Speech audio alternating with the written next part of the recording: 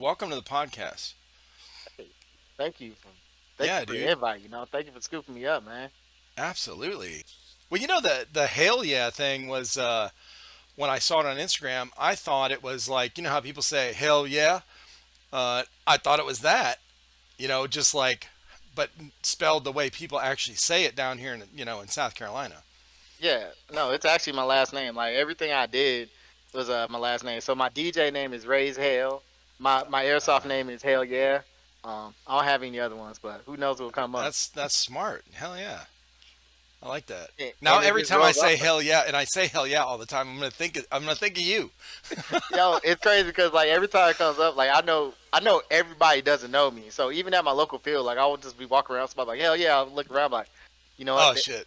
They're just saying, the regular word. They're not even Uh, talking to me. I didn't even think of that, bro. That's probably happened. You're like, oh, wait, what? Yeah, like Like oh no, everyone says it. yeah. I used to carry like actually that's how I ran out of patches. So what I used to do is I'll carry patches on me, Yeah. and when somebody said that word, I'll give them a patch. Like so they won't even know why I have it. Like hell yeah, I'm like here you go, because all my patches say hell yeah on it. So I'll just Oh, pass that's them a funny. patch. That is cool. Well, I love it, man. I love it. It's so funny. I was sitting there looking up how to say lahe. Uh, that's gonna be your new nickname, bro. Okay, Lie, lahe. I'm with it. How did that Oh one in shit. say? I think in my head I said lahi, but yeah, lahi works. I don't even care. That's awesome. Well, listen, dude. Do you live in South Carolina? No, I stay in Georgia. In Georgia? Okay, well, not too far away. Oh no, And not at all. yeah, you were at Stonebreaker this past, the event I went to, and I didn't even know until you commented like a few podcasts ago on something on there about you talked to me, right? Yeah. So, what is it? We was at Western AA, and I think you was recording, and I seen you was pressing. So, I was just reloading and everything, and I seen you was looking up there. You're like, man, it's like action. I'm like, yo, you want to go up there? Like, I'll go ahead and watch your back. You can get up there close to the action. He's like, no, I'm good. I'm like, you sure? Like, we could do this. He was like, it's cool, man. I was like, I didn't even know that you actually did this though. Like, I didn't even see anything that said trifecta on it or anything. So it was like we both bumped each other and like didn't even know what was up. Yeah, I had that vest on. So my original vest, I had spray painted the big trifecta logo on the back. Hmm. Well, then when I saw on their rules and stuff for the press thing, I was like, I don't have a place to put the press thing on the front and back. I was like, just, so I used a different plate carrier or whatever, or yeah, I think that's what I was wearing with where I could put that big press thing on the front and back. So, but anyway, yeah, I didn't have any trifecta stuff on that weekend because Yeah. it was I was gonna wear my hat like you know well, this is all dirty now because I was scraping drywall. But I uh, I was gonna wear that. Well, then it said in the rules you had to wear like a blue helmet or a blue hat or something like that for press. I was like, ah, fuck it. So I bought in that trailer they had there where they were selling a bunch of stuff out of um, over by the registration thing. I found a blue hat, and so I was wearing that. So really nobody knew who I was or who. I didn't have anything for Trifecta Airsoft on. No, you was just hiding there. Like everybody's Hmm. probably walking past you, like press. What's up? What's up? Yeah. Yeah, it was when you asked me about going up there because I was gonna. There was a bunch of action in the building, and you offered to like watch me, watch my back going up there, and I was like, by that time, man, my legs were shot. Like I could barely walk, up that hill again, and Yeah. and then I didn't know how, like if somebody's running in and out of the doors and stuff, I don't move very quickly, so I'll stumble and it'd be a fucking clusterfuck, okay? So I'm like, I had your back, man. I had your back. I know, I know. I should have, but I didn't want to get in their way while they're, blasting each other. Yeah, that part I do understand too. Like, especially you having the blue helmet on or the blue hat. Like wherever you're at, there's probably people. I will look over Right. there. Yeah. Yeah, it was a good time though, man. I had a good time. Were you on I can't remember. Were you on tan? Yeah, I was on tan. Okay. Yeah. So Tonka, he was on green. He was Yep. Eastern. It's funny because I always try to link up with him too, but he ends up always being on Eastern, and I always end up being on Western. But one of these times I'm gonna run with him. Yeah. Now, do you have you seen him at other events before? Oh yeah, we always like I see him at plenty of events. I seen him at what Stonebreaker, what is it before that? Bone Strike. Mm. I think he was at Iron Dagger too. Like I just always bump heads with him, and I think the cool part is I'm pretty sure I linked up with him on Instagram first, Mm. and then I started noticing him around because like he ended up saying like, yeah, I'm gonna be at this event, look for the big red truck. And I was like, I looked, and what I'm saying, there he was right there. So he already invited me out. One of the things I want to do is link up with him, and I think Kilo, some of the Kilo group, they're out in Florida. So I'm trying to link up with everybody in Florida, like Yeah. Miami Infidels, tryhards. Like there's a lot of people in Florida. Dude, the tryhards. They one of the guys either commented on, I can't remember, it was on a video on you on our YouTube or the post on Instagram like in the last month or just a couple like a week after when I put out another podcast like a week after the event. And one of them, somebody commented from that group saying, "Hey, we oh no, it was on Instagram. That's right, because I actually sent them the pictures I had of them. So Hmm. I didn't even know that it was them. Somebody messaged me and said, "Oh yeah, we were there. We were right there, or whatever." When I posted some pictures from the event, and I was like, "Oh shit, let me look." Oh, so I had like three pictures in a row of these guys on one of the technicals. Hmm. So I sent it to him. But I've been wanting to hook up with that guy. I can't remember who it was from the tryhards, but I mean, if it's the head guy, I'm trying to think. I don't even want to mess this up because like they're kind of. I always get the tryhards and the infidels a hmm, little bit mixed up. They're really separate, but they work together. I believe that's how it works. okay. But I know Laz is one of the main guys. Kyrie, that's one of the dudes I always talk to because I ended up doing something with them. Me, the tryhards, infidels, and I think who else was with me? It was Mr. OT. I did a whole story with them because we was at what was that? It wasn't Iron Dagger. It wasn't Stonebreaker. It's probably the tip of my tongue. I don't even remember which one it is. They got so many events. Oh yeah. Uh, it was one out at Guardian Center though. I did an event Hmm. with them out at Guardian Center, and like we did some real goon stuff out there. So Yeah. I love that group, man. They work. Nice. Dude, that's so crazy. You run with Tonka, and these are people I've just met, like in the last month and a half or whatever. And him I actually met at the field, and then I met you at the field, didn't even know it. So, Yep. and then Mr. OT, just met him online just a few weeks ago. Did a podcast with him, so it's really cool finding out you get when I talk to somebody like, oh yeah, I play with these guys, or all these different people in different states, and here I am like, oh shit, I didn't know. you know That's what happens with these big MilSim events though. Like so many mm-hmm. people link up and like especially when you find like cool groups and stuff that make a name, you know, who's not to remember? I mean, Mr. OT is never a dull moment. I remember even when I linked up with him, I think the only reason why I knew about him was because I looked up his I was on YouTube. I was checking out YouTube. I knew I was going to visit my dad. He's out of Mississippi. And Hmm. so I'm in the Airsoft now and I'm like, okay, let me see if there's anybody out in, Mississippi, Memphis area that's doing something. So I look up, Extreme. I forgot. I looked up the Airsoft uh, parks out there.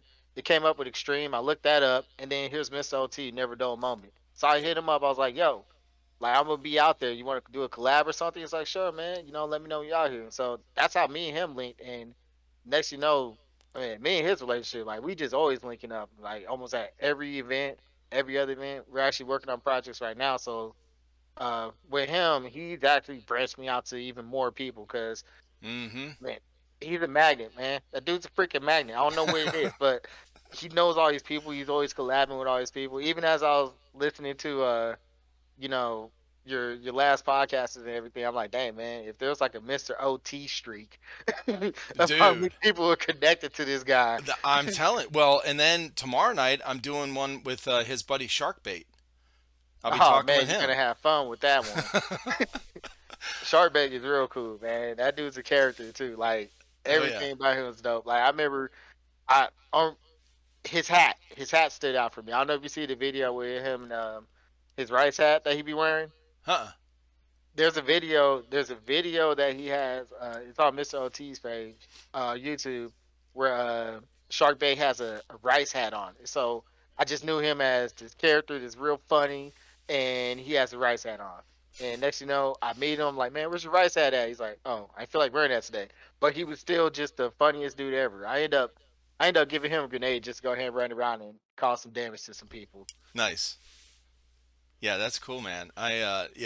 Definitely Mr. OT has a lot of connections with a lot of people. Well, he travels around too cuz he was when I was talking with him, he was talking about the 40 hour, I think it was MilSim West event he went to, the first that was his first MilSim, Hmm. and he said he lasted 9 hours, and Soda was there. Soda 241, and I had done a podcast with her like I don't know, 2 or 3 weeks before I met Mr. OT.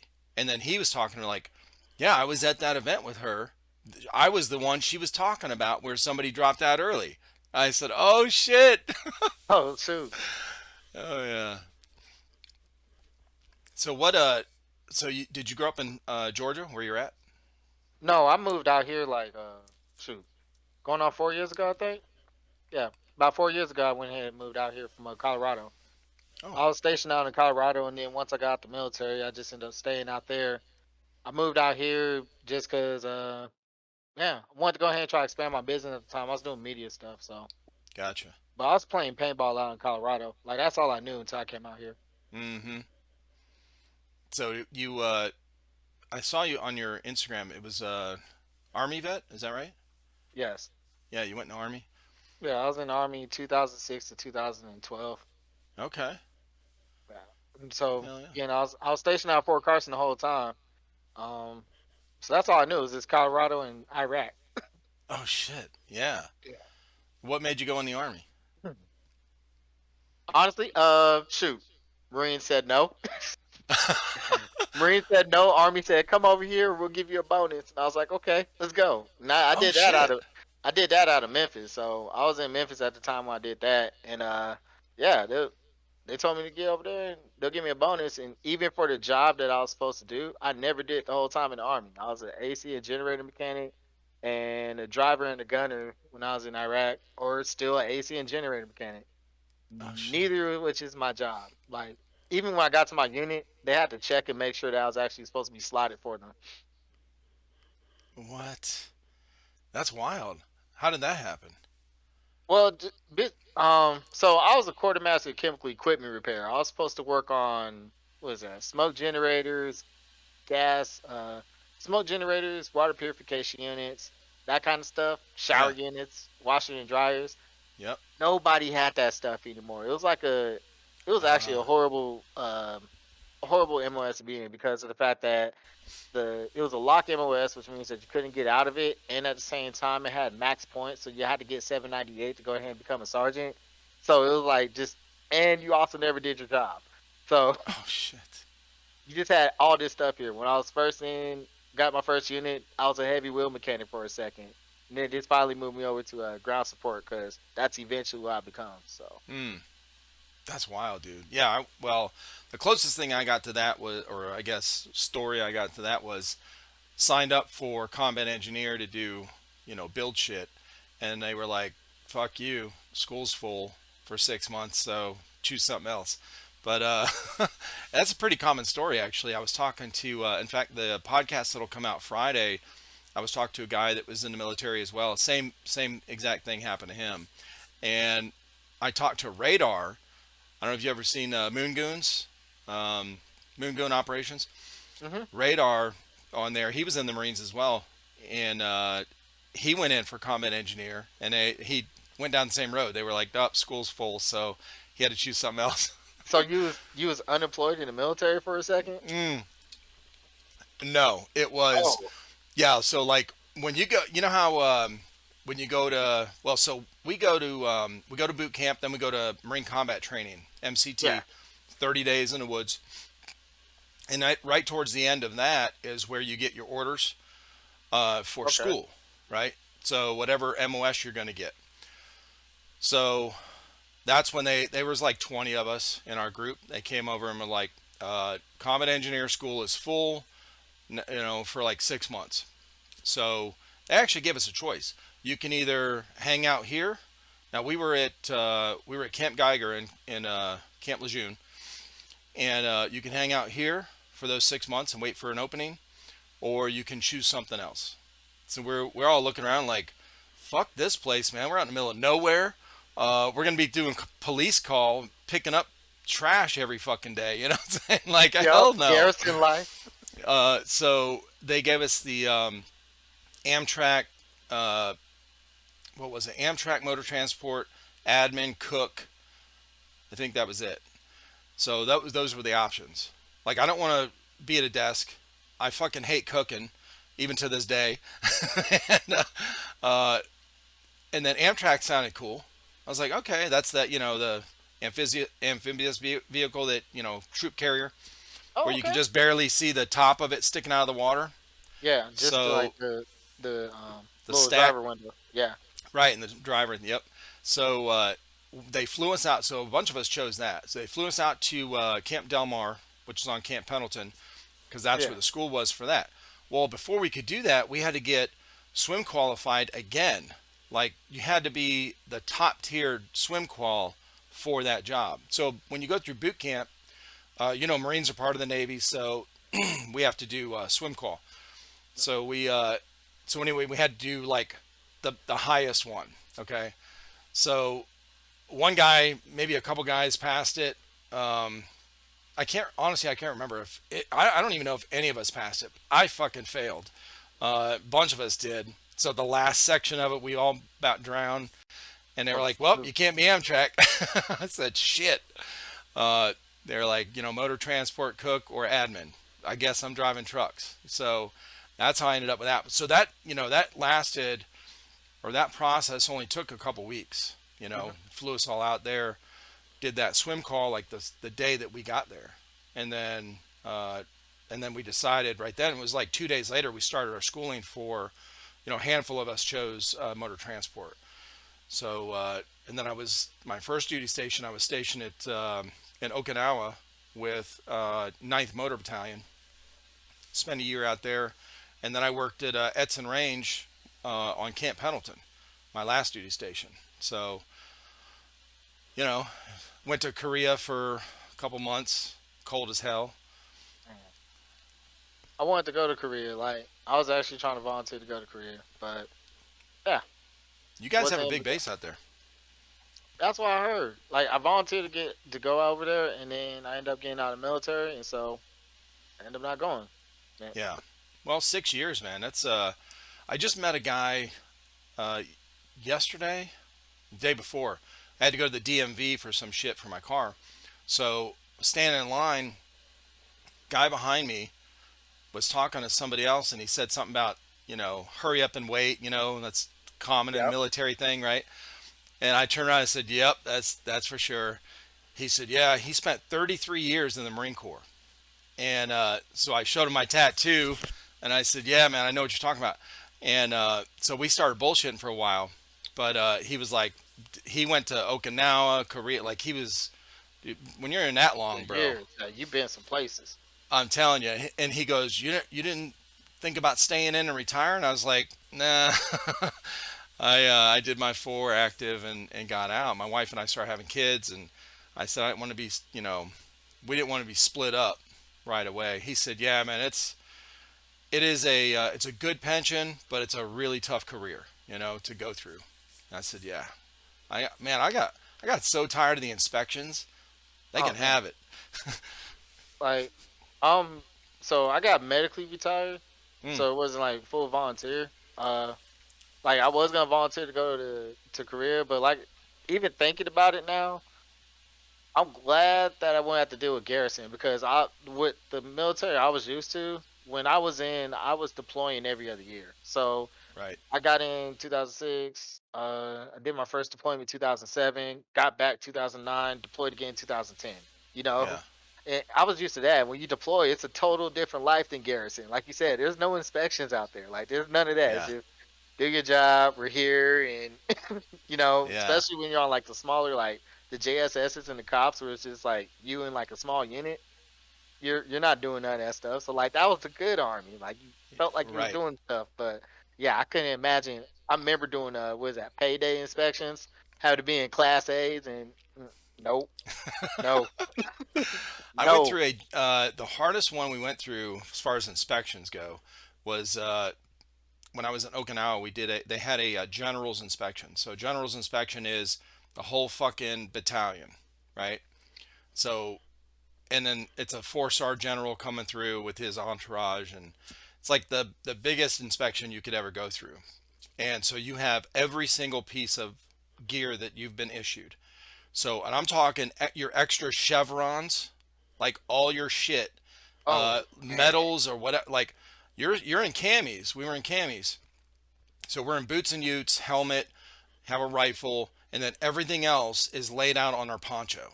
The poncho's all spread out, and everything is, I mean, to the millimeter, bro, in place. So, motor pool. right. Yes. I remember we Mm-hmm. had to do that. Like we had to put our stuff next to our equipment. All our equipment had to have its stuff out. Like every little, if there was an Allen key with the freaking thing, it had to be there. I Yep. think I don't know. I'm trying to think why I always end up losing. I know I lost a lot of tools. That was 3/8 socket. I lost Oh that a yeah. lot of times. I hear you.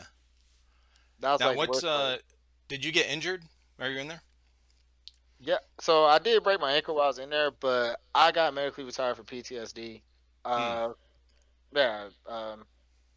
They worked a lot of therapy on the person. Normally I'll just put it like this. I was a functional, dysfunctional soldier, I mean, to think that anybody wouldn't feel anything from what they dealt with, it'd be kind of impossible to do. Right. But it's worse when you start poking at it and start, making it a bigger thing. And so, like, them putting me through the therapy and stuff, making me more aware of triggers and all that actually made Hmm. it more worse than just letting me be a functional, dysfunctional soldier and just carry on. And Right.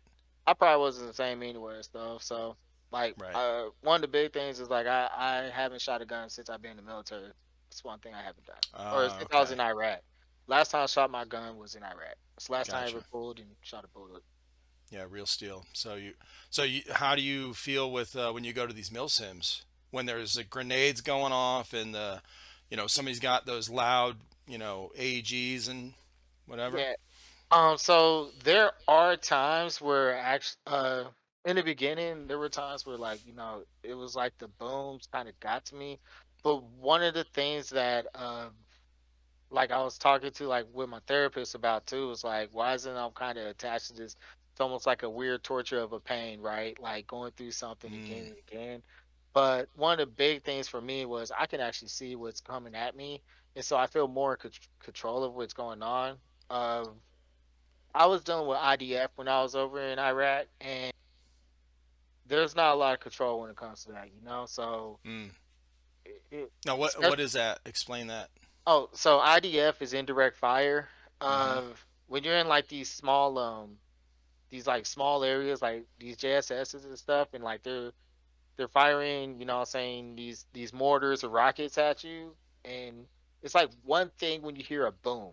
A boom is not bad because you hear a boom. It could be in a distance, but when you hear a whistle, the whistle is real scary because you don't know where it's going. And Mm, I heard a lot of whistles, and that's the part that really got to me more than anything. And one of the things I guess with this is like there was only one time I think, and it's in one of my videos. I didn't really talk about the PTSD part of it, but there was only one time, and it's in one of the videos where like I really did kind of get kind of tense, and luckily somebody ended up mercying me. It was my first MilSim. well, it wasn't my first MilSim, but it was the first Stonebreaker that I Mm. went. I think that was last year. Yeah, and when I went, I got shot in the right in the freaking tunnel, or not like this is little area towards the JSOC building where you can like go around and look over. There's like an open area over here, and it's like closed right here, and there's a door. And so, like we was in that area. I ended up getting shot, and so I'm just stuck in this corner, right? And so Green comes up, and what's Green gonna do? But they can't see around the corner. They're gonna bang the crap out of it, and Yeah. so that did kind of get to me. Even what I'm saying, kind of think about it, it still does, but it it's not like bad overall, I guess, for me because for me, I have a like when I'm out there, I'm not thinking of nothing, and that's the best thing about my therapy when it comes to that is I don't think about nothing. Like there's so much that I concentrate on. There's so much, you know, fear based stuff that what I'm saying that I'm thinking about that I have to deal with, keep my nerves calm about. But while I'm out there, people should be fearing me more than I'm fearing them. And that's how I feel when I get out there. So I'm more aggressive. I'm more getting in there than it is being scared. Because even then, like I said, IDF, you're not returning no fire or nothing. It's just coming in at you. So there's nothing to do but just pray that you're not the one that dies. Like that's Yeah. literally it. Or pray that you're not the one to get hit. Like when you're driving on the roads, you just you see the vehicles come back. And when they say you go out, you just have to hope it's not you. Mm-hmm. There's nothing else you can do about it, especially when you're not driving. Oh shoot.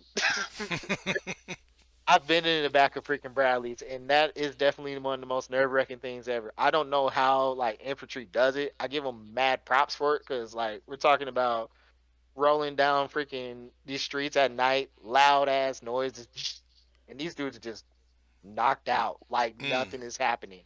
I'm sitting there like, where are we going? Why are we turning? What's happening? Are we Yeah. okay? I can't see nothing. And so, it it's a different kind of mode than being on the airsoft field and like, taking control of something, like you can stand back and you can just get out there. And for me, I'm out there. Yeah. Yeah, that's good, man. Well, I'm glad you're willing to talk about it because there's that's more common than people know. I think is some of these guys that go to these mil sims. They are, they're combat vets, and this, you know, they'll have moments like what you're talking about, where you're around the corner and they're, nading the area, whatever. But one of the guys that was a friend of somebody that was in our group at Stonebreaker, he he's a combat vet in the army, and same thing. And there was he does this is kind of like his therapy, going there. Hmm. So he likes going, but there has been a couple times where he come back and be like, "Man, I was telling these guys, we got to do this, we got to move here, we're all gonna fucking die," that kind of thing. Like, and and he talks about it while he was there. He's like, I'm trying to get over this, or I'm working on that, and so I appreciate your, willingness to talk about it, because I know a lot of guys. I think it's probably getting better with that, but still, there's a lot of guys that are like, I don't need to talk about it. I don't want to talk about it. It, it, I was forced to talk about it. That's the only Hmm. reason why I'm here. At the same time, that's the rough part about it, though. Because I remember when I first talked to one of my friends out there. What I'm saying, my first deployment. He was telling me about his first kills. I'm just like, he's like, bro, I got to go do a debrief on this. I'm like, bro, you like okay? He's just like, man, cool. I'm functioning. It's like, do you really want to talk to a person right then and there about it? Are you really, as much as they talk about behavioral health and stuff, and I am for it. It's just rough when it comes to the fact that you're gonna break some of these people because some of these people, as much as you want to be stone cold, to be stone cold means not to think about it. That's Right. literally that's the kicker about it. You don't talk about it. You don't function about it. You don't you Mm. don't dig into it. You don't be like you don't do none of that. You just like they're dead. I'm done. Let's keep going. Yeah. Because if you go back and you think about that stuff, that's when it does. That's the stuff you want to work on. But when that's your job, that's the stuff you can't really work on. Mm-hmm. So yeah, I think that's just where that is when it comes to some people. Because I know even for me, it was like, man, that's why my career is gone, and is because dealing with that, going through medication and stuff. All that is really what made me worse than it was being just a dysfunctional, functional person. Because it's like, yeah, Mm-hmm. man, that stuff is shaky. Some dudes, I give them props that they say they can shake that stuff off. But at the same time, it's like you're not really supposed to shake that stuff off because it's not normal. It's not a normal way of Exactly. living. So it breaks something in some people. So I have no issue talking about it, but I'm very humble in the fact to say that I know a lot of dudes that dealt with way worse than what I've dealt with. It's not even say, I mean, I'm not gonna discredit what I dealt with, but at the same time, I do. I've talked to some people in groups that almost humble me, and they're like, "No, man, everybody goes through what they go through, and what I'm saying, that's their journey." And so, for anybody that listens to it, listens to this, just know that's your journey. You know what I'm saying? Everybody goes through something. If you raise your right hand and you had to, that's the biggest Russian roulette already right there, because you don't know what's gonna Mm-hmm. happen. Just raising your right hand is just a big risk. You know what I'm saying? I didn't do my job and I raised my right hand. I went over there, still didn't. You know what I'm saying? You raise your hand, you don't know what your MOS is gonna be. So if you're Right. dealing with some stuff, it's okay to work on it. If that's what you feel you need to do. If there's something, people saying that some things are going on, probably check into it. They're probably not lying. Mm-hmm. Yeah, for sure, man. Well, that's good that you're where you're at now after all that shit. So what Yeah. you said earlier, is that what kind of led you into getting into media? You were So with working in media. Was that was that something that helped you?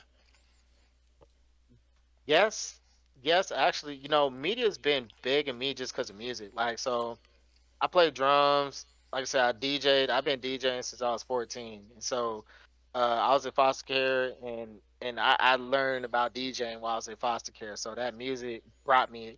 Even when I was in Iraq, I was DJing any chance I get. I was helping out with the MWR while I was out there and DJing for the little parties and stuff. I also did stuff for my union out there. It was like music gave me like a a different space, which is Mm. good. You want to be in that different space. So even with drumming, like drumming gives me a different space. Anything Mm-hmm. to give me that kind of space. And so when it came to media, media came just because everything else is there. It really is because of DJing. I as much as I was DJing, I met a lot of different independent artists and stuff. And I always DJ at these whack shows where they're paying for tickets and all this, and it's a whole mess when it comes to it, right? Instead of looking at a better business model. And so one of the things I did was I made a media an internet radio station, or internet radio network. I had like 5 stations on there, and some of them were independent, like they was doing their own things. Two of them were mine. Shoot, yeah. So yeah, two of them were mine, and I managed it that way. But I started getting into live media, like everything I wanted to do. I wanted it to sound like legit as possible and make stuff look as great as possible. Since I'm a tech geek, it was like I could dig into stuff. So like even with video, the first thing I was using was I was doing Facebook Live for my radio shows back in 2015 with the Yeah. iPhone and the iRig. I was having direct audio already going through back then, so everything you heard was like as legit. I had that coming straight to the iPhone from my mixer, and so Holy shit. yeah, I was deep in that stuff. Even I accidentally double booked one time an event because I was doing live streaming. Yeah. Now like still 2000 what 2016, so I was doing like live streaming, and um I accidentally double booked, and I realized I did it. So I stressed the hell out trying to figure out if it was possible to have a two-way event. And so Yeah. I figured out how to go on Facebook Live with two different locations at the same time. And this was before they was doing the whole simple press a button type thing. I had to do Oh like shit. screen share over here, read this, record that, broadcast that. But I did that. And so we'll switch it back and forth, like back to you, Bob, and then switch over there. Oh my god. And we was going back and What? forth. So I mean, yeah, when it comes to media, that's the fun Dude. thing about it. Like I just love this stuff. So is there somewhere we could find those events? Check Like out how? Mate. Shoot, I can send it to you. Yeah, check out Made Sounds Media. MADE Sounds and Media. Yeah, send it Yeah, to me on actually, it's Discord. exactly what it is. Um, yeah, I'll send you the full link of it. I have to look it up real quick, Yeah, but that's fine. Yeah, go ahead. I'll pull it up. Can I pull it up on the screen? yeah, you can look at Made Sounds Media You wouldn't on mind? YouTube. Let's see, So because I you also did. have, so that's another YouTube thing you have Yeah, besides I your stopped airsoft? it. I stopped it. Oh, okay. I wanted to bring it back. One of the things that I learned back then was as much as you want to do anything, if you really want to grow, you definitely need a team that's really a team, right? Mm, Because I had a lot of people I was not really like 100% dragging, but I had a lot of people that was doing things that that helped with the that helped the business, but wasn't part of the business aspect. Because you got I had content creators, you know what I'm saying? Just like, you're a content creator. So if mm-hmm. I have all these content creators on YouTube, that's great. You're promoting YouTube, but who's helping out YouTube itself to say, check out YouTube? You know what I'm saying? And so Mm-hmm. it was that part of that aspect that I was missing, and I ended up getting burnt out. I came out here and I was working on establishing like another one of my radio stations, and I was like, this is cool. I'm putting a lot of my money towards this though, and I feel like I want to put my money towards something else. Like this was fun, and I was very proud of it because I actually helped out a lot of people because I put standards on them. So like I actually had sound engineers. I never did sound engineering before, and I put Oh standards shit. on them to where they learn how to be a sound engineer for a radio station. Now they're doing stuff at college and they're A&R and stuff. I got other people that's doing production and what I'm saying and writing and stuff, and all that's from making like I like projects. That's all it is. If I look Yeah, back at what that was, it was 100% a project. You make right. a project, you put these aspects on it, and you just see what happens. Man, if it grows, it grows. If it doesn't, as long as you have fun, just cut it off when you feel Yeah, like and you it. learn some shit along the way. Hell yeah. Let me see. I got all these freaking videos on it because another thing I did was I was doing I had a music video show on there too, Oh but shit. media was just always just a big thing for me because I mean it's just like when you see these content creators now with airsoft, like I'm amazed by them because they put a lot of work into what I'm saying, what they're producing, as far as shoot, like their production.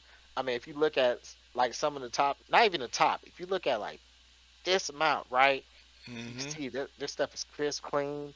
You know what I'm saying? If they're doing the sound type talkovers, it's on Right. point. Sound effects, everybody got that stuff. I look at all that, and as simple as it sounds, I just don't feel like doing it, man. It's a lot It's a different, a dude. lot of work. It's a lot of work, man. The gameplay stuff, like Kicking Mustang, you watch. He puts a lot of effort into his videos. Like he actually enjoys making films. So, and he talks about that. So, because I saw his interview with Navrich, and he was like, "Yeah, I really love making these films. You know, I love." He don't just throw some YouTube videos up. He does the whole voiceover. I mean, his stuff sounds like one of those professional like documentary, you know, with the voice in the background and doing this. And then one of his videos, he had like the predator noise going on because he was aiming in on somebody, but he didn't shoot him. So he's like, you know, they didn't see him. Really? Uh, I gotta yeah, go dude. check that out. Oh, yeah. I mean, he puts a lot of effort in there, you know. But yeah, you're right. A lot of people don't realize how much work goes into that, especially the gameplay stuff and the talking over, you know, the voiceover stuff and all the effects. So it can be a lot. I mean, I know that workflow gets easy though. Like the more you do it, the faster your workflow becomes. Right. Like, not to hype anybody up again, but Mr. OT, for instance, man. This guy. This guy uses the freaking phone. I don't know if Mm-hmm. anybody understands, but first off, a phone's not big. So I'm already irritated. I hate texting anybody. Me, yeah, And same. then you're talking about Wi-Fi freaking between your phone and a GoPro. I don't care what kind of Wi-Fi it is. It's still between the phone and the GoPro. That thing is slow when it Yep. comes to what I'm saying, transferring that data. And you sitting there just no. I give you props, man. I don't know how long it takes them, but no, that's no. That's way Yeah, too you much, know, man. you were talking about Tonka earlier. I asked him on when I did the podcast. He said, "I said, do you take your GoPro videos off? You know, like put them on your PC and edit them that way? Because he puts a lot of those clips that he had from Stonebreaker on his Instagram, and they're really good. So he's like, no, I can't remember the name of the software he said, but it's from his phone, and he can just pull it off. It grabs the video from the GoPro, and then he can just pick clips and stuff. I'm like, holy shit, dude, I'm behind. I need to catch up with that shit. Telling you. So bad news. I don't have the 2x on here because it was on Facebook. And I deleted Okay, the Nate Sounds Media Facebook. yeah, But we still still got my YouTube stuff. yeah, I'm gonna pull it up. That's This is all right. Hold on a second. oh, that's just a commercial. I thought that was premiere. Let me see. Yeah, let me once I get it where I can. All right, hold on. I'll share the screen.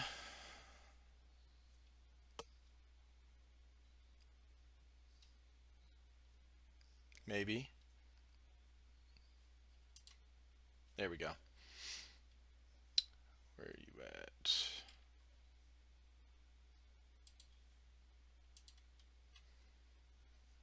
Is that it? Nope, wrong one. Here we go. Inception. I know, right? Like, what the hell just happened?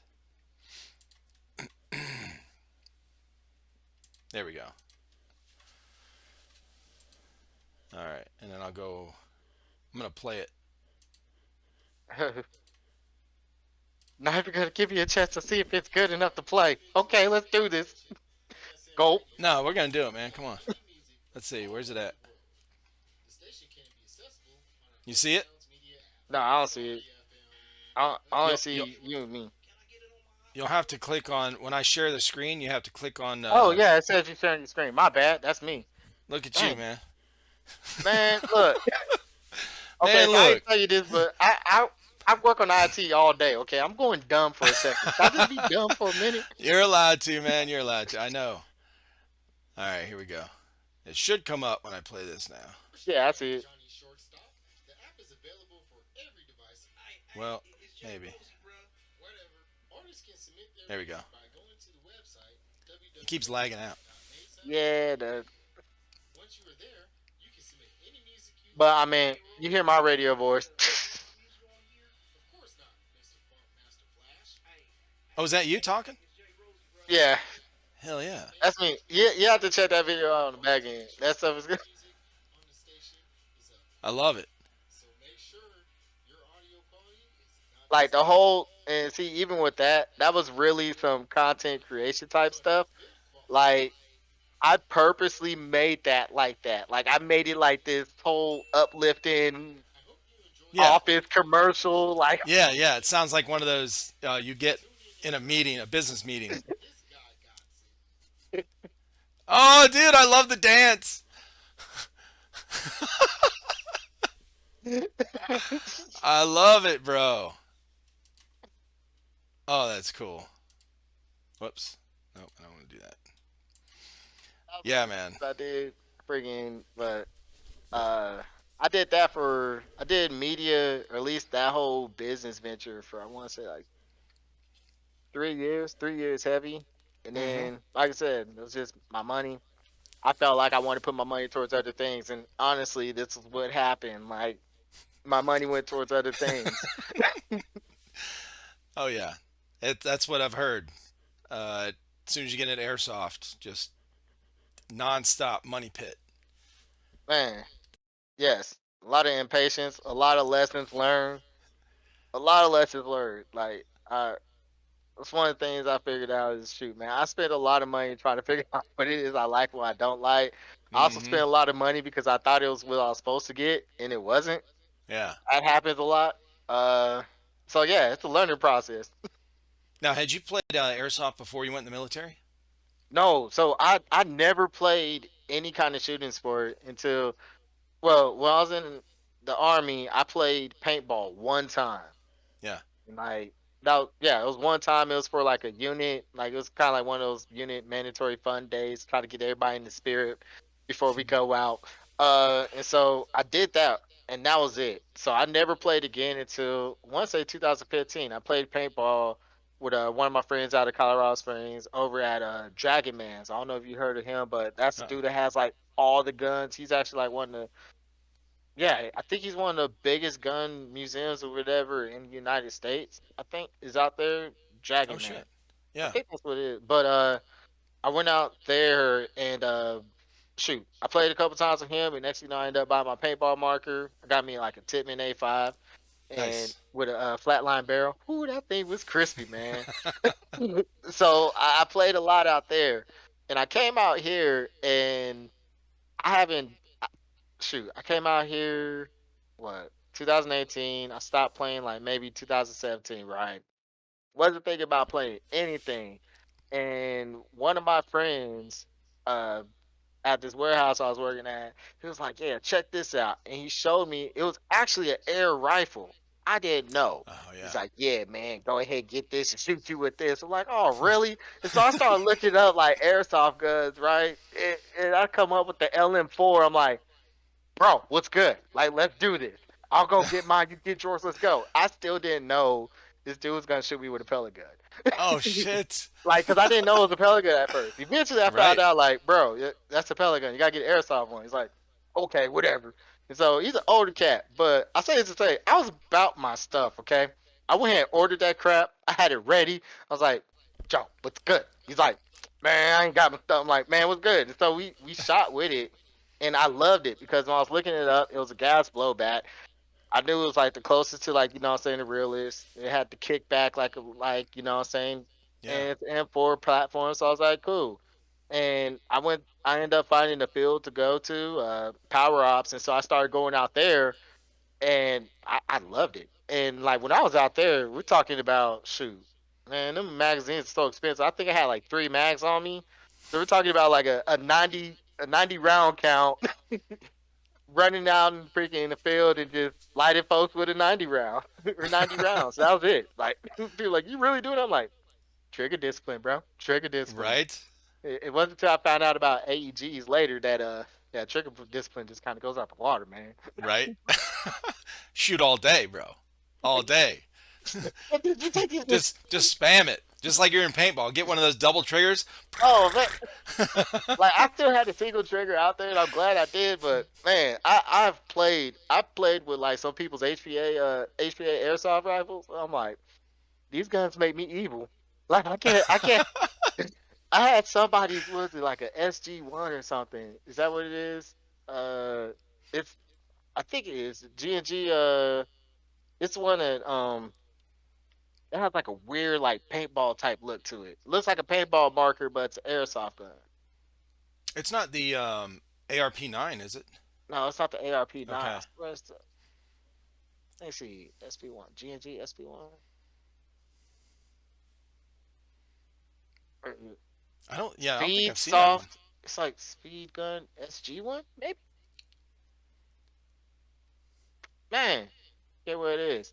But Yeah. anyway, I was playing with that man, and that gun is it's mean because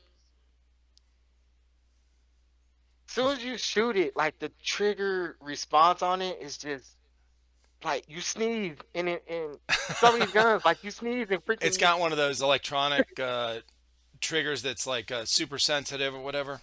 yes, and that's just not right, man. I can't give that to me. Like you can't expect me to be responsible for that. I'm about to go in. I'm about to run up on everybody. I understand why they do that. It's like it was instant for me. As soon as I had that gun in my hand, I wanted to run around and light people up. Oh, dude. I mean, I think that's where a lot of these the videos you see where the cheater stuff or the overshooting or the they're spazzing out. Like these 15, 16-year-old kids or younger have a Polar Star that's fucking decked out. And You they know, just 40 rounds a second, and it is. I got to say when I was that age, when you get heated in a competition, I kind of don't blame them, man. I know it's shitty for them to do, but man, when you got that and you just flip that sucker on full auto, like like you dude, want to do it, but you don't. Like mm, I never flipped anybody on full auto, but I I may spam like once a dang. I spammed a few times. And even then, I'm noticing now, like MilSim keeps me humble to the fact to where if I'm spamming that much, I need to get better at my moving and my tactics. Cause like Mm-hmm. especially out there, it's it's a totally different aspect. Like you're not supposed to spam. You shouldn't have to spam. You're supposed to have a whole group. You're Right. supposed to suppress. If you're Mm-hmm. suppressing, suppression is not about spamming the crap out of it more than it is just make sure they hear that tap on that freaking area so they know you're looking. Yep. That's all you need. As long as they hear a tap every couple of seconds, they'll stay down. You run up on them and you assault them. That's the way it Hell normally yeah. works. And so I gotta humble myself when it comes to that. Realize that, like, yeah, man, like let me get better at my craft. And that's even when it came to with my pistols. That's what happened. Like at first, I'm like, okay, man, um, I'm a DMR, so I have a minimum engagement distance, right? Right. So people are running up on me and I can't shoot them. That's messed up. I'm sitting there like this, like that's messed up. I gotta go get guns. Now I'm trying to find my best pistol and stuff to use. And later on, it's like, no, bro, either get better at shooting them or get a better position. If they're running up on you, by the time they're doing that, you should have Yeah. already been moving. Like there should have been something you to say readjust. If nothing Right. said that, then that's on you. So yeah, money wasted. Now I gotta Yeah, I hear purposely you. use my pistols, man. Yeah, what kind of now what do you run? What's your main weapon you run that you like to? So my main weapon, my bread and butter, is actually not here. She's in the shop, but Mm. it's a VFC Mark 18, and I mean that that's been my go-to for a while. It used to be a VFC Scar H, but Oh yeah. that one ended up being a little heartbreaking tragedy for me. That was in the shop for like a long time, and Oh shit. I just never got it to work. So it was like I need a different gun. So between that and I would say my TR16, my G&G TR16, Mm-hmm. that's my DMR. That's my go-to DMR. Okay. Yeah, those look cool. Oh, I didn't even realize those were that was a gun rack back there. Cause yeah, okay. Yeah. So this is my primary DMR. Yeah, Yeah, I mean, looks I cool. love it. But if Hell you want to yeah. hear something funny, this one I got for a lipo battery. Oh shit, that looks badass. Yeah, it's the L86. I didn't even know what it Mm-hmm. was until somebody told me what it was. But I got this for a lipo battery. One of my best stories ever. You got it for a lipo battery? Yes, You traded it? yes. I traded it for a What? lipo battery. Oh I don't, my god. I don't know what happened. Like the dude, the I mean, he was very humble with it though. Like he wanted lipo batteries. I had like I think like two or something of them. I was over lipo batteries, so I had one bad incident with them where of course it caught on fire, burned the carpet, and I was like, Jesus. yep, nope, never again. Don't want it. Found out about Lions, Lion batteries, and so I was like, Mm-hmm. yep, going with the Lions. So went with those, and this dude's like, man, I just got these guns and I need a lipo. I'm like, bro, I got lipos. You can have them. Like, really? I'm like, yes, you can have them. like, like, and I was serious. And the Like, burnt carpet with it. yeah, like man, you can take shoot, man. If I can give you a whole the carpet with it and all of it, you can have all of it. But like, I was just cool with it. I was like, yeah. He's like, man, well, I got this gun, but it doesn't work. I was like, okay, it's a gun. It doesn't work, and then parts or whatever. I don't know. Trade it later. Right. And so I went to the shop, figured out what's wrong with it, got it fixed, and lipo battery. Nice. Yeah, Now, what that's shop do you use around you when you have to get so. something fixed?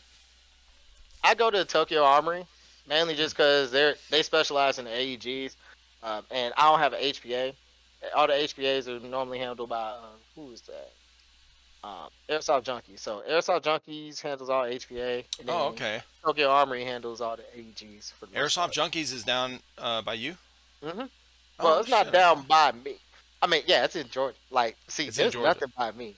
It's north Oh, of really? it's North Atlanta. I'm south of Atlanta, and Okay. everything. But that's a journey. Everything between there is like an hour and a half. Matter Oh, of fact, I dude. think when I was telling you I was on my way home, like, yeah, it was a Yep. journey. Traffic, bro.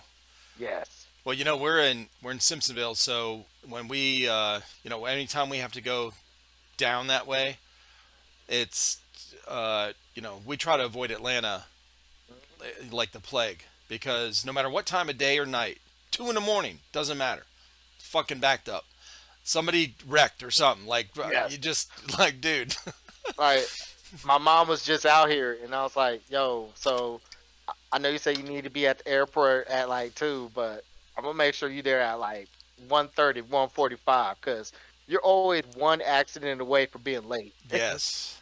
No Always one kidding. accident, especially out there. It's like you get everywhere you go out there, or everywhere you go out here, right? If there's an accident, that just shut down everything. That just shut down like 20. That's Oh, 10 dude. miles worth of damage. For sure. For Yes. sure. Nobody Yeah. can get anywhere. They have to go on the highway. Has to be 75. Right before freaking, what I'm saying, 285. Like, right Oh, before. Jesus. That's crazy. Yeah, that's it's a so I was going to say you're have you been to SS Airsoft? I have not. Okay. So I normally don't. I don't play indoors. Like Mhm. I think I did one indoor. Um, I went there twice. It was insane airsoft. I think that's in Chattanooga. Okay. But I went there a couple times. I'm I'm just not into too much air indoor. Like I use power ops more as my CQB type, you know what I'm saying, movement, because it's outdoors, but it's a CQB environment still. Gotcha. I've been to Fort 13, which is I haven't been to the new field, but the old field was a indoor, and I like that one too. But I don't know, something about there's just too much of everything for me that I get nothing out of it that I would want, right? You know what I'm Yeah. saying? Because I go by I want to say, yeah, I go by the train as you fight. Or, it's a card right now, train as you play. It's where like every time I'm going out, I'm trying to go out for something. And some of that's just a little too cluttered. It's more individual than it is more, MilSim Right. based. So, yeah, Power Ops in Georgetown. That's normally where I'm at. Gotcha. Okay. Yeah, cuz I did a podcast with Spooky and um actually her husband, that's the one that's coming out Friday, and they play at SS. Oh, And okay. a couple other people I've talked with are in your, well, maybe not in your area, but kind of close, couple hour drive, I guess, away.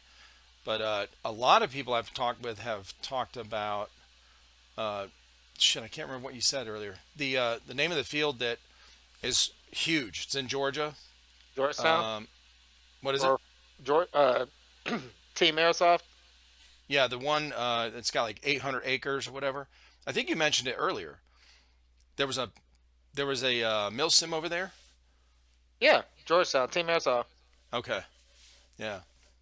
Well, shoot, no, Fort 13 had a MilSim too.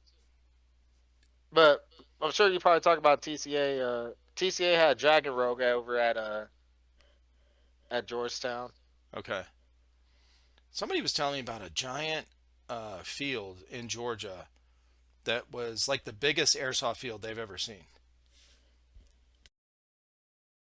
Couldn't have been. It was one that I was like, oh, I would like to go out there, try and check it out. Man, between I want to say I'm trying to think who I would say would be the biggest in my opinion. Cause like Team Well, Airsoft what? is actually pretty big. Yeah. Like I didn't even know how big they was until I think they had like one game that was in some area I didn't even know about. We were still walking. I was like, oh, okay. Like this a hike. Yeah. But they got a pretty big area over there. So like that's one of the main reasons why I like it because it it's kind of in the mountains too. So Mm, good terrain to go ahead and get them legs working. right. Yeah, that's cool. I know at Stonebreaker at GTI, they said the guys were saying that there were a lot of areas roped off that or taped off, whatever, that they couldn't, that were not in playable area, whatever, that used to be. I guess GTI shut a lot of it down for whatever. I don't know, but I think it made it. I think that's why it made it where there were a lot of stalemate points. You know, with the because everyone congregates to that building up the Yep. hill. There wasn't a whole lot of ways to get around at the other places it used to be like playable area. I mean, from what I seen, like there was some areas where it was like bottleneck. Trying to think though. For the most part, it's really just with the terrain. It's like I thought it brought a lot of actual better battles to the middle section Mm-hmm. of the because of the fact that it was bigger. Like I know the Stonebreaker before that, or mostly when it comes to the AAs, it's just one half. So it's not like it's like everybody starts in this end and they go out. Yeah. But this time they had it where like, okay, yeah, this one, yeah, this one, yeah, this one, yeah, this one. Oh, okay. And so that actually it changed the dynamic to where even if you found like a dead area, that's more of an advantage in my opinion. You know what I'm saying? That's more of an advantage to you to like move in certain areas. Yeah. Just in theory though, like from what I was seeing out there, because there was a point to where it's like with the with as wide as they had the field, it was like you could kind of direct traffic, and I felt like at some times it was actually like a lot of traffic direction. I know out over by the northern AAs, I believe it was.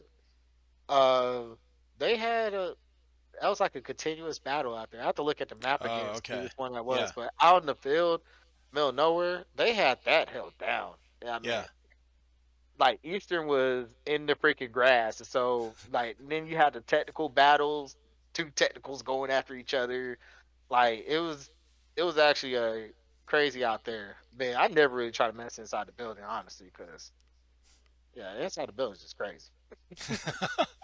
Yeah, man. Now, have you ever been on the chopper out there? Yes. Hold on, did I do chopper out there?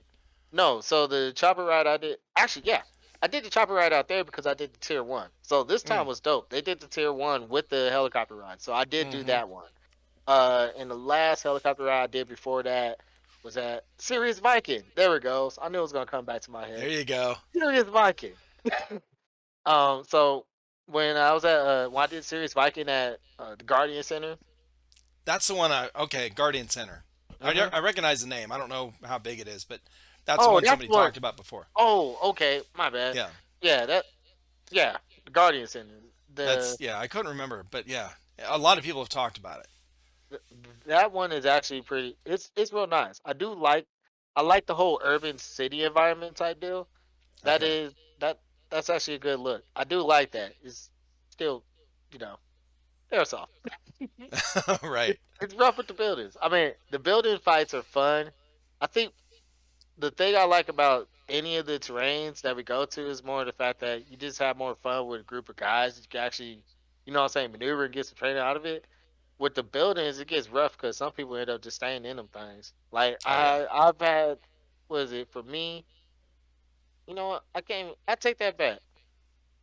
Last time I was at Guardian Center, it was the only time I was out there. I was a platoon leader, so it's totally different. It was a totally different lifestyle for me.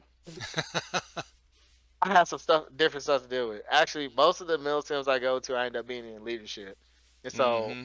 when I look back, I gotta take a step back and realize I don't have the same kind of fun when I'm in a leadership position that I do Right.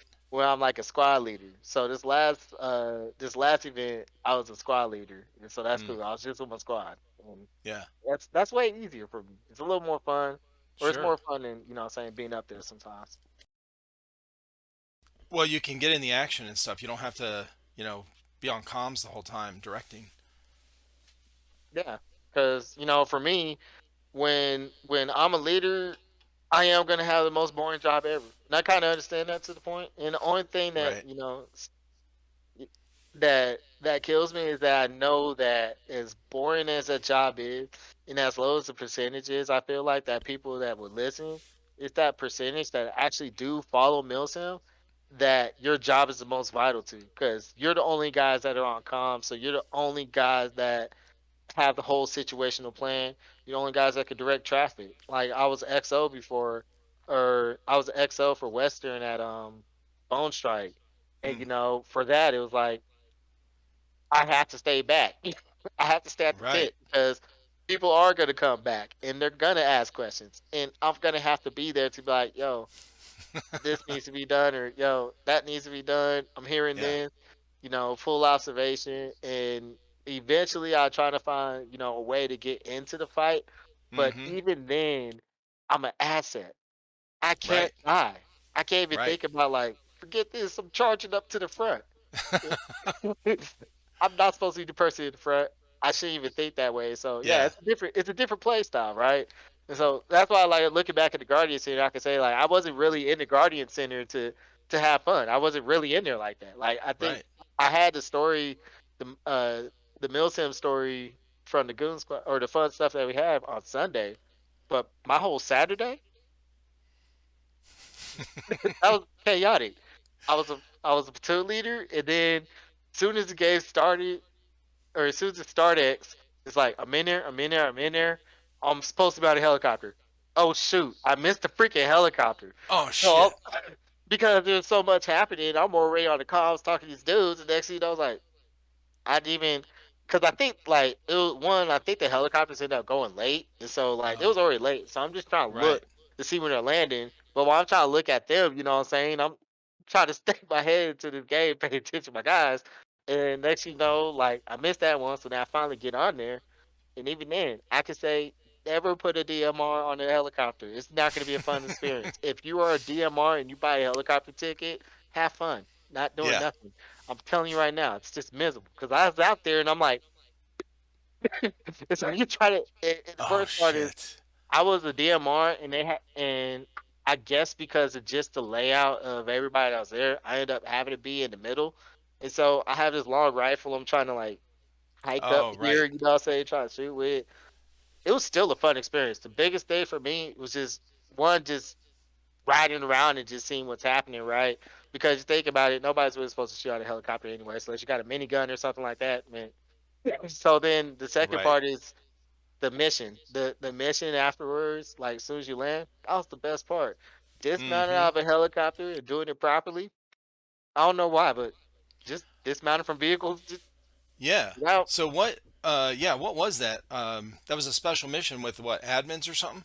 Yes. So with the tier one missions or with the helicopter missions, they normally have like admins. Yeah, pretty much all the admins go ahead and help out with that, their cadre. And so with that one, it was we had to disarm, or no, we had to blow up a vehicle. Yeah, we had to blow up something. And it was just dope because they had the Humvee out there. It's sitting there just lighting up, what I'm saying, shooting off the blanks, and you got these guys that shoot and you don't know where they're coming from. Like the best, I love ambushes. Like fun. Yeah. Even I think during Iron Dagger they had an ambush, or they set up this weird, or they not weird, but they set up a fraggle with an ambush. And Yeah. every time TCA sets up an ambush, you know that's gonna be your best fun ever. That's where everybody's gonna get blasted. That's Oh, where that's it's cool. gonna be like, oh, this is some BS. They surprised me. That's what. That's because you're so used to the complacency that you forget what the real MilSim is, or you forget not even what the real MilSim is, but you forget like that's part of, what I'm saying, MilSim. That's part of the experience Right. is ambushes. That's what normally happens. It's not normally like, oh, these guys are running towards me. It's normally dudes that you don't see. You're Yep. chilling. They pop up and you react to contact. And so I always like those special missions like that. That's cool. Hell yeah. Yeah. Because I was. They were talking about that when I was there. The guys, my two sons and their friends were talking about it. Like, oh yeah, the guys that got the chopper ride when they land way back, back here, or whatever, and they get to go on a special mission. I Yeah. was like, oh, that's cool. I wanted to talk to somebody that had done that. Yes. I mean, like I said, it's fun. You as soon as you land, they give you a briefing. They're like, okay, here's your mission, here's your objective. It's different from the tier one experience, but it's still like, I Mm, mean, it's just as good because like you get this, what I'm saying, mission. Okay, we're moving. And next you know, you're just walking. Again, you're so used to dudes are right here. Like we're moving this way and they're right there in front of me. I expect yeah. but now you're just moving it. Beep, contact. Oh shoot! Everybody acting crazy. Disperse, medics. Oh my Like it's god. just like boom. As soon as I hit it, it's gonna get hit hard. Like even with the tier ones, if you ever get a chance to even get footage or anything off of tier one, that's the experience because you're talking about nighttime. Freaking, you're talking we get to use the C4. Like they make these special little C4 and Oh stuff. You get to shit. clack it. Yeah, it is fun. It's legit. So my That's first cool. tier one, I got to use the C4 and like breach through the doors on GTI. Oh, that's awesome, dude. Yeah, like their whole. I mean, they put a lot of work into those ones, and so like Yeah. that's always the best experience. I think even now with the way they're switching things up, like with the dynamic that they say they want to bring, it's gonna be real, interesting to see how that plays out because again, like when it comes to them, setting up the tier ones in these scenario based, them scenarios be hidden. You're gonna be upset because you're gonna get clapped. Like you're Nice. gonna be upset. Hell yeah, man. Well, listen, bro, it's been really good to meet you again, Yes, officially. officially. and, Not in uh, our camouflage and yeah, and actually knowing that it's you. Great talking with you. Love your history, and I appreciate you talking about your military service and what you've gone through and stuff. Being open about that. And so I have a final question for you. So uh, you just won 25 grand on a scratch off. Okay. What's the first airsoft thing you're buying? the first airsoft thing I'm buying. See, in my head I want to say something, but I already know it's sold out. If it's not sold out, Minigun. which one? I don't care. Just give me one. Just give me a minigun. Like uh, I I just want to walk around with a minigun. I want to be an official Juggernaut. oh, dude, you got to check out. Speaking of that, well, that's a great choice, by the way. That's what I would choose as well. Um, but what's his name? Ben, Ninja Ben. He goes by Ghost Bones. Okay, but if you look at Gibbers plays Airsoft, Shot Tactics, and then Ninja Ben. So I did a podcast with all three of those guys separately. They played the same field. Ben, or he goes by Ghost Bones. He's got the most badass juggernaut suit I have seen. I mean, it's fucking awesome. There's Okay. a video that Gibbers did. They all played together. It was the Juggernaut's birthday, and they made him carry cupcakes, one in each hand, from one side to the other, without losing the cupcakes or whatever. So, without him getting shot out of his hand or whatever. It was really cool. But you'll have to check out his Juggernaut suit. Yeah, I just typed it up. Ghost Bone. Hmm. Oh yeah, I'm gonna check that out. Well, listen, man, I appreciate you being on here, and we'll definitely have to do it again. What I'd like to do is have me, you, and some, couple guys you've played with, like that we talked about, Mr. OT, because we can have, a bunch of people on the call when we do this. I've done it before. We've had 4 or 5 people on here, and as long as we all have headsets and mics, it works out fine. It's pretty cool. Dude, I could stay on here all day for this recording, or I got some ideas already I could chop up with you about. I'm telling you, I would love it. And listen, I did have another question. So was it Mr. OT? I think I was talking to him. He was talking about you and saying that you legit scratch records. Is that real? You Yes, scratch records? yes. So yeah, I know you DJ, but you also do the whatever. Those are That's a techniques horrible over there. sound. Oh shit! Look at it. Yeah, those are techniques over there. I do a little this with like shoot. Let me see. Hold up. Give me a All second. right. We All got a right. second. Yep. We got a little minute. Yes, sir. Maybe think of it too, or remember it was the picture you used for your Discord handle. And I Oh, it said, has. I think that's an up close picture of your hand on a getting ready to scratch or whatever. Oh yeah, that's another platonic. You know what I'm saying? I'll be messing with. So, do you play any instruments, or I thought I seen in one of No, them? I did. I used to. I started out when I was a kid playing acoustic guitar, and then after the military, I haven't played anything. I played Rock Band on Xbox. Okay, Oh, shoot, man, you gotta be. Oh, what? Okay, what do you play? What I played the instrument you guitar. play? I played the guitar and the drums on Rock Band, and I Expert. did shitty on both of them.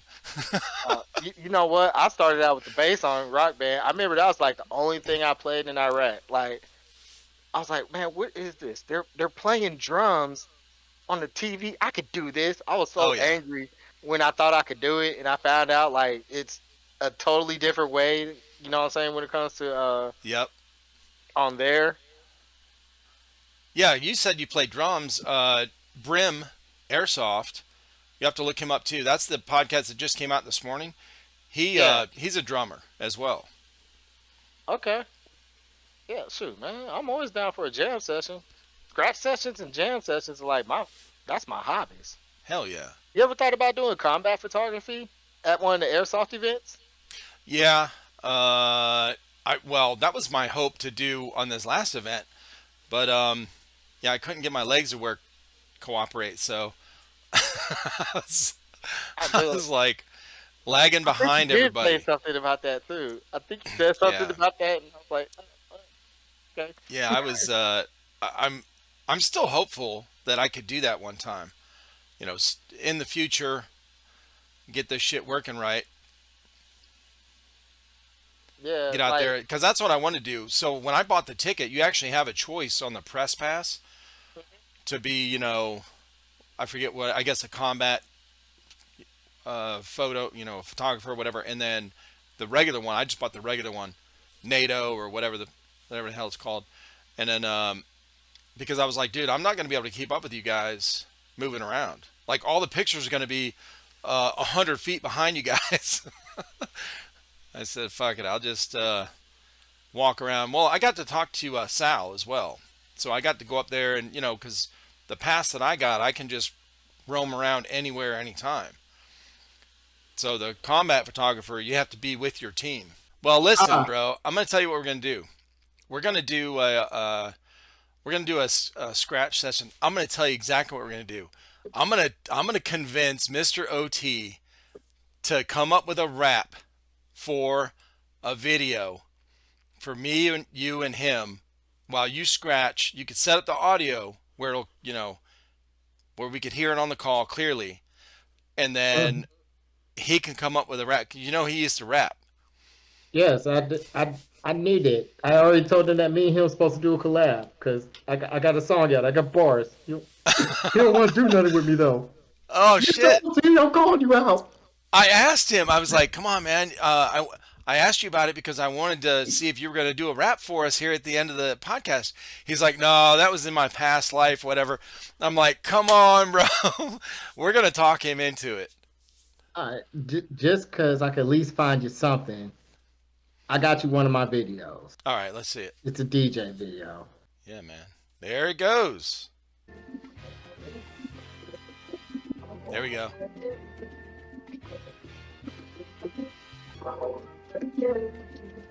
You look like a conductor, or I mean a composer. Like Oh yeah, I did your this. hands are going everywhere, like so fast.